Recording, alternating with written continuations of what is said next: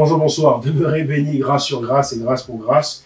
Pourquoi le Coran réfute-t-il la crucifixion de notre Seigneur Yahushua HaMashiach, notre Seigneur Jésus-Christ? Telle est la question. Pourquoi le Coran réfute-t-il la crucifixion de notre Seigneur? En effet, dans le Coran, je ne sais plus, c'est peut-être la sourate 3 au verset 157. Je dis ça comme ça de mémoire. Mais enfin, je me trompe peut-être de sourate, c'est pas exclu. Mais toujours est-il que c'est dans le Coran, il est dit que ceux qui discutent de la crucifixion de Issa, parce que c'est comme ça qu'ils appellent Jésus, alors qu'ils devraient l'appeler Yassou et non pas Issa, mais enfin bon, c'est pas le sujet. Ceux qui discutent de la crucifixion de Issa n'en font que des conjectures, ou je sais pas comment c'est dit, voilà, mais enfin, pour dire grosso modo, il n'a pas été crucifié. Ceux qui discutent n'en savent rien, strictement rien, c'est des ignorants, et ils disent que des bêtises. Voilà. En vérité, Allah avait mis un sosie, quelqu'un qui lui ressemblait, c'est celui-là, ce sosie qui a été crucifié, mais pas Issa lui-même. Bon. Lui, ils ne l'ont certainement pas tué, ça c'est sûr, ils ne l'ont pas tué. Bon. Il faut comprendre ici, ils ne l'ont pas crucifié. C'est un sosie qui aurait été crucifié. Et les Mahométans, donc aujourd'hui, défendent mordicus, en tout cas tiennent très dur comme vérité cela. Ils disent oui, non mais...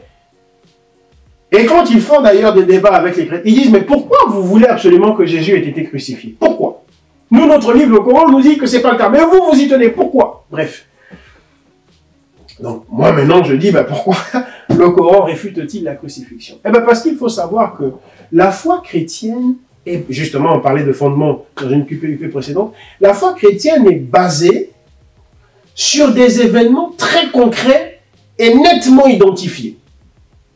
La foi chrétienne est basée sur la mort, par la crucifixion, bien sûr. Donc, plutôt que de dire mort, on va dire la crucifixion, l'ensevelissement, la résurrection, la glorification,